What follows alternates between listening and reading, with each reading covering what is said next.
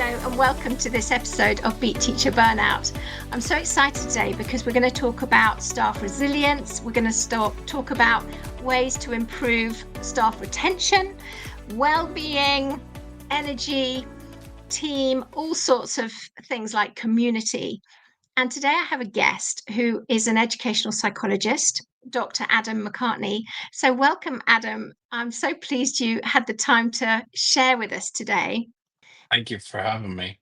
It's great. I wonder, could you start by telling us a little bit about you and perhaps giving us a story from your perspective as an ed psych of where you see stress or have seen stress, burnout, overwhelm in your experience? Yeah, so as you said, I'm an educational psychologist, originally born in the island of Ireland, and I moved over here about 10 years ago.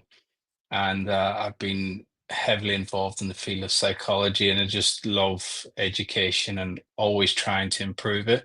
I have a very privileged position as an educational psychologist because I do work with many different people across the vast sectors within education. And a little story about burnout that I worked with a school quite recently around TAs who were having a hard time to stay motivated. They were dealing with quite a few number of challenging behaviors or behaviors that challenge from one or two students, really, but these students were really taking over all their time, which meant that some of the TAs who were working with students with medical needs or on the high end of the autism spectrum weren't getting to do their duties because they were being pulled away from that. And it was causing a lot of stress for them. Other of the TAs wanted to spend more time working with the whole class, talking particularly about those students who needed a bit of stretch learning or wanted to get to that higher end of the curriculum. And it was starting to really affect to the point where anytime I went in there, I quite often would see a few tears or a grumpy TA taking it out on someone, and the head teacher was becoming increasingly distressed with it as well. And it came down to they asked me to do something for them, and what would that be? So I took the risk and I had them all together, and we had a really in-depth conversation. But it wasn't just sort of open up Pandora's box and see what happens. It was done in a very structured way. I was explaining to them about some of the tensions and stresses that I seen in their role, and that I would like them to explain, what is their goal? First of all, how do they see their role? What do they want from their role? What is their goal? And we went through that in a very systematic way. And then we started to share some stories about some of the positive things they'd have in there, whether that was 5 years ago or 5 minutes ago. And we talked about some of the challenges they would come up against. And through this, some themes start to come out in that conversation. And the core of it was community, it was belonging. These people used to feel like they could go to each other at any point in the day, unpick each other's brains, and learn together. And now they're just managing, they're just trying to get through the day, constantly trying to avoid this disruptive behavior. Or sometimes the behavior was violent, and that was really heavy on them. And they wanted to get back together. And so, with the blessing of the leadership team, it became apparent that they needed some time every week to do some constructive conversation, some professional development together. And the structure I put in place for them was that they would each bring an activity or a topic from that week, what went well, or sometimes what didn't go well. And this is based on a theory called communities of practice, whereby you bring something to another professional, say, look, this happened with me. This is what I think went well. This is what I think didn't go well. And then that person might add in a few bits going, well, this is what I've done as well. Do you think this might change your practice? Will it change it for the better? And then that person might take it away and go and apply it. If it works, great, they've learned something new, their practice improves. If it doesn't work, then they learn something new about that student that they're trying to do that piece of work with. So either way, there's knowledge gained, there's information coming out of that. And that's the beauty of that model. So there's always going to be bonus with that. Additionally, it meant that they're together more. And the more you identify with someone, the closer you feel to them. The closer you feel to them, the greater the resilience. Greater the resilience, greater the well-being, which means for school leaders, they spend less time worrying about staff turnover, staff stress, staff burnout, and it's just net gain really with this model. The difficulty is implementing it. It has to be done in a very structured and careful way. Yeah, no, I can imagine that because it's quite time consuming. But I recently read that it takes 20 seconds of thinking about something that has gone well in order to move it from a short-term memory into a long-term memory. So you're effectively sinking in all that internal validation and celebrating with yourself something that matters to you, that you've made a difference. So I suppose it has lots of validity if you can find the time to do it. Yeah, absolutely. And that environment has to be low stress, low demand because it's a reflective conversation. If you think about the young people we support, we're always trying to remove environmental stressors to improve their cognitive strengths so that they can spend more of that cognition to focus on what's on the board or focus what's in front of them or focus on the group discussion. It's the same for staff. They need that safe space, mental space to have those in-depth conversations. If it's done in reaction to something, your cortisol levels are too high. Your stress, you don't retain information when you're stressed. You just manage that emotion until you can get out of it. And you always fall back to the most what you've always done, whether that is refer it on to something or pass it up the line to someone else. And what you're trying to do with this process is to break that cycle so that they can be more resilient in the moment and then take that and then learn again with another peer, a different peer. And it's beautiful for teachers coming in or new TAs coming in because they then get introduced to that reflective practice and they learn very quickly. They integrate into the community quickly. Feel accepted quickly, which means that your onboarding process is really good rather than relying on the very explicit side of onboarding where so read this, read that. It's like, here's the culture, here's how we learn together. And we take it very seriously. We protect these structures, these reflective practice structures in order to get this new way of thinking, a new way of doing so that our children can benefit and our teachers feel happy in the role. Yeah. So I'm hearing you talk a lot about that belonging. I guess specifically, if you've got a school of staff who are quite stressed, how do you do that? And also, what are the benefits? When you've got a school that's very stressed and you walk in there and you can almost feel it, I never try to like solve everything to begin with. One, because I'm only one person, but two, I think it's not fair to say that you only have to do these things and everything will be fine, because schools are complex organisms. They're organizations, sorry. They have a lot going on, and although I'm in a very privileged position to see quite a lot of it, I don't see all of it. And a large part of that is I need to unpick the different levels of what's going on from the head teacher right down to the TA and see where that the major stress point is. Another school that I worked with, it wasn't a case that the whole school was struggling. It was a case of a couple of classrooms. And what was happening was they weren't spending enough time looking at the capacity within these classrooms. The one or two of the teachers were being overloaded, and one or two of the teachers weren't giving up those resources to support them. And so I had to have a very tricky conversation with them saying that this needs to happen because one, you'll lose a good teacher who was on the verge of burnout. There's only a handful of people I can say I've seen their eyes and they're just sunken.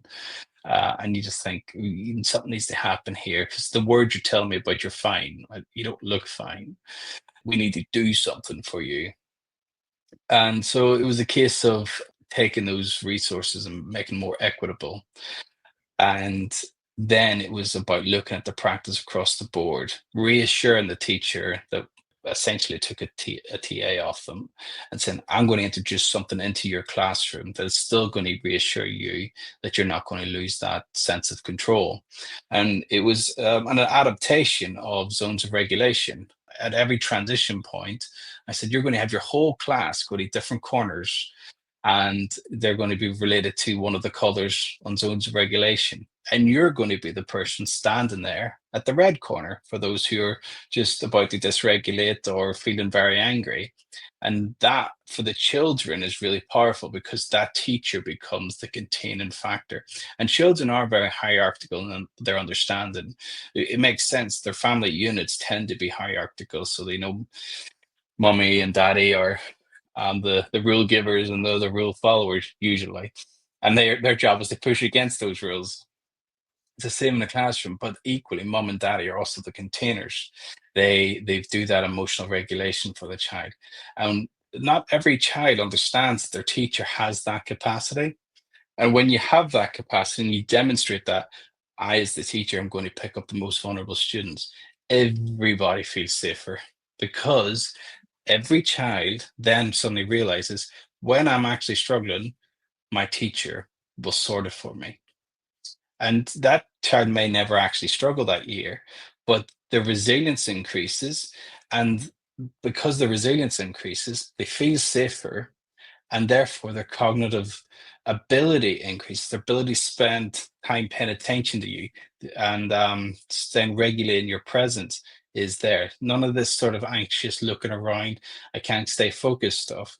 And it's from a very simple procedure for every transition point, major transition point. And I define that as if you're moving between environments, or you're changing the cognitive load, i.e., lesson, not inside a lesson. If you're going to get your English books and you're still doing writing, fair enough, you don't need to do it then. But if you're going from English to maths, you kind of need to. Wow, that's amazing. I haven't heard of that before. I love that idea. Um, Oh, it can was we go? fantastic, because well, sorry, just before we move on, in one school I did it with, and the number of CPOM incidents dropped by 50% in a 3-month span. Wow. Okay, that's Yeah, quite significant. As I don't know someone if who's it's put a lot of replicable. things onto, yeah. Wow. So yeah, so a lot of people are going to be interested in that one for sure. Um, can I ask you, Adam, about you talked before we came on about psychological informed management systems. I Mhm. think there'll be a lot of leaders particularly interested on what that means, and where we might talk today to give some strategies to support this. Yeah. So that's my model I've come with based on my practice, trying to introduce or reintroduce psychology into education in a way that's not invasive. So we look at the curriculum, we look at leadership, and we look at staff capacity. Now, before we move on, staff capacity is not just the time that staff have, it is also the skill set. So with the curriculum, it is very easy to get stuck in the mindset that curriculum is something you deliver, that it is knowledge give, you assess and see who's come along. Of course, that is a key element of it, but some of the schools I work with, quite forward-thinking schools in my view, have now started to expand that into metacognition and emotional regulation, or emotional development, or even sensory development. And this gives teachers a lot of flex then, because they can then go, wait a minute, I'm still delivering the curriculum if I focus on these other skill sets as well.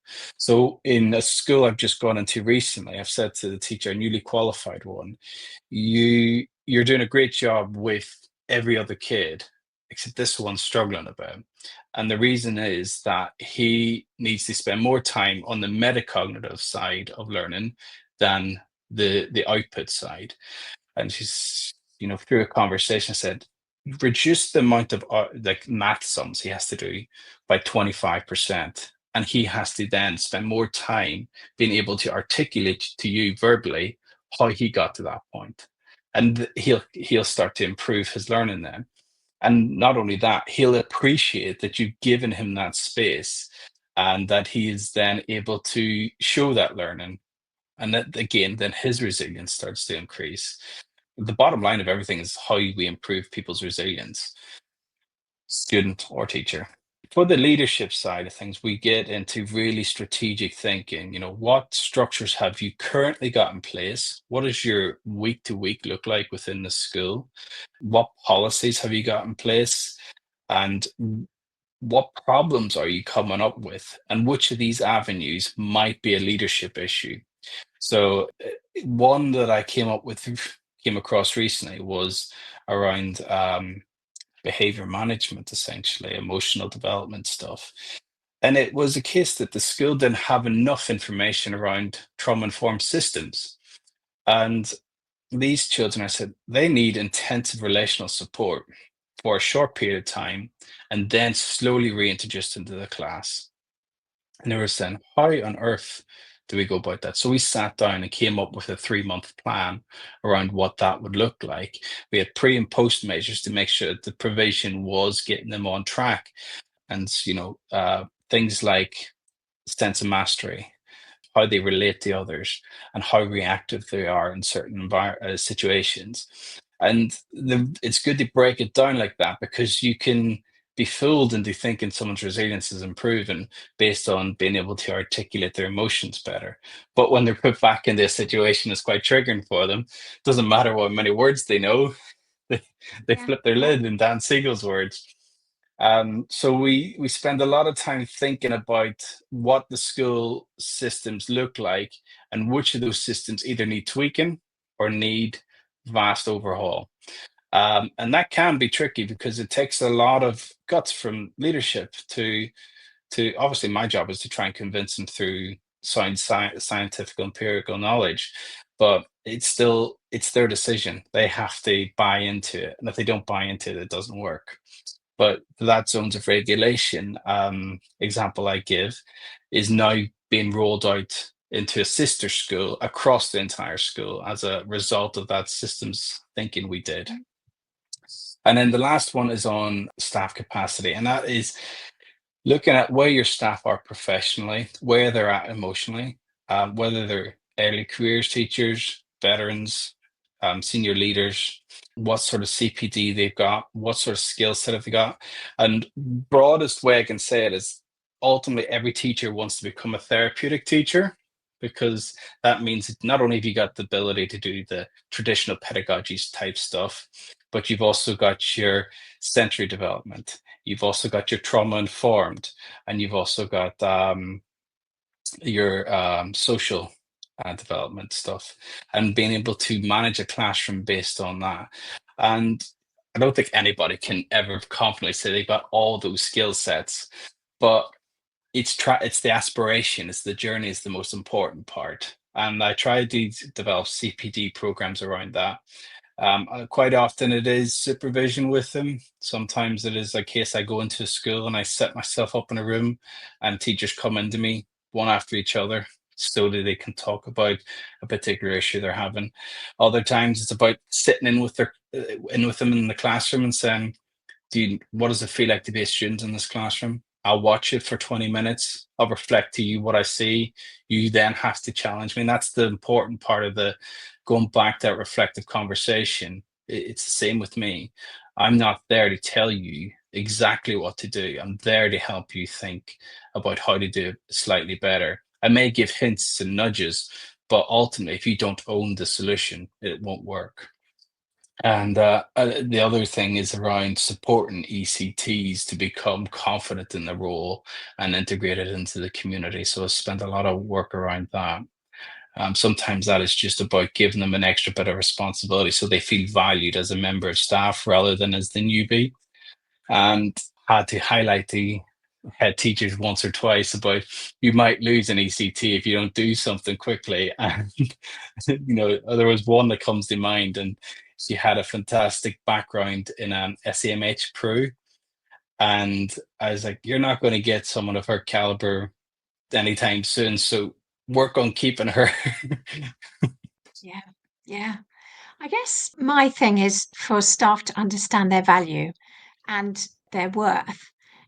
What would you say to leaders who are listening, maybe staff who are listening, about the importance of that and how.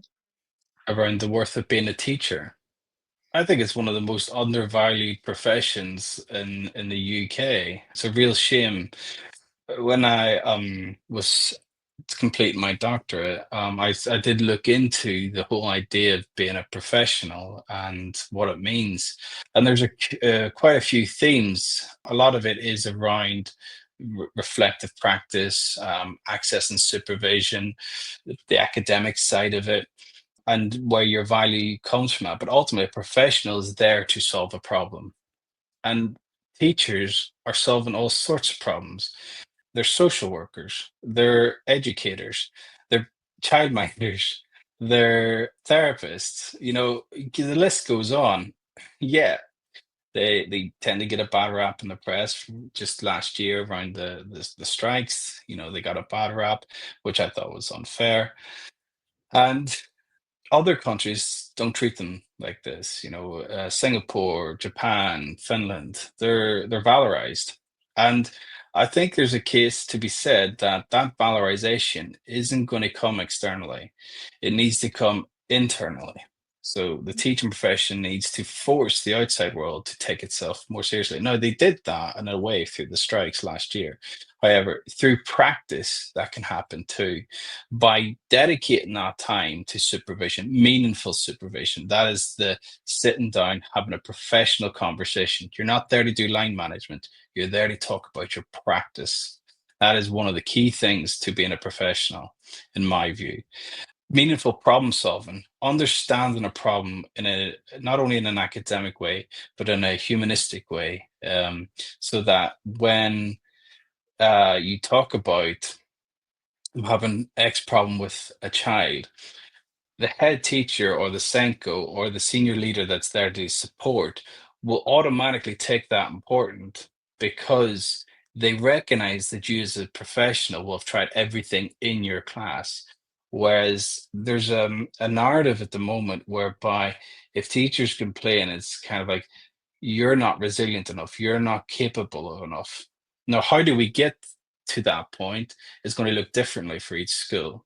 The simplest way is, like I said, that supervision, and you can do that with group supervision as well. But introducing that reflective practice is the most important part, I think, in the short term. Right, that's really interesting, isn't it? So, to finish off, what would you say to listeners here who want to be less stressed and more resilient and manage their workload better, all those different things? Other than the good luck, it's recognizing your value and recognizing that being part of a community isn't a woolly term. It is there's actionable things you can do to get to that point, and that can be done at the individual level, or it can be done at the leadership level. Obviously, there's more power in the fact that the leaders can organize mass people, but at the individual level, you can go and seek out other teachers to have those meaningful conversations with. And if you don't know who to go to first, I guarantee your Senko will love the fact that you've come to them and they've got information to give to you. The number of Senkos that say to me, I've got all this information, I have no idea how to get it out there. So they would love that. But equally, it is focusing on how to promote belonging through those practices that I highlighted, whether that's the reflective practice or structured conversations or developing that more in-depth community of practice framework. It is that is ultimately where schools need to be, because not only will teachers benefit, but students will benefit too. They will see that their teachers are happier and their resilience will follow as well. Absolutely. I heard of a year nine child last week who said to their mum, Mum, I don't want to go to school today because my teacher's so stressed. And I just thought, wow, we're looking at potentially a child not going into school that day. What's going on with the teacher? And But that I one guess what sentence you're itself is so powerful because we've got emotionally-based skill avoidance, and quite often we root that in the child. That's child's avoidance skill because of someone else's anxiety, not their own. yeah, yeah. It's quite shocking, isn't it? That is the reality for some children. And why are we thinking that looking at well-being for staff is an add-on? It needs to be part of the culture of, as you say, reflective conversations and bringing that belonging into a real reality, if you like, and so much more. And staff say to me that they feel isolated, they feel they have no value, they're not seen. And I guess a lot of what work you're doing enables staff to be seen, to be heard, to be valued. And we know the statistics are so positive on that, aren't they? They're phenomenal, aren't they? And it's why sports teams do so well, because they spend so much time together and they celebrate together. And Yeah, we need to bring a little bit of that into the schools. absolutely. Absolutely. Well, Adam, thank you so much. If people would like to find out more about you or contact you, where would they find you? The best place to find me is either on my website, which is rmcpsychologicalservices.com, or you can contact me on LinkedIn. Just type my name in and I should be one of the first to come up. Great. I will put all that in the show notes as well. So thank you so much for sharing all your wisdom and your expertise, Adam. I really appreciate it. And thanks everyone for listening. Thank you for having me. Thanks for listening. I hope you took something of value from today. If you want to connect, I'm at rowenahicks.com, or I have a Facebook group, which is Preventing Teacher Burnout. So I look forward to connecting to you at one of those.